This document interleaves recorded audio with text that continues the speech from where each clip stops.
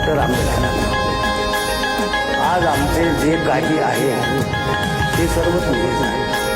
ते जगणे आणि मरणे, ते शब्द आणि ते सुख आणि दुःख, ते स्वप्न आणि वास्तव, ही भूक आणि ताण, सर्व पुण्याई तुझीच आहे.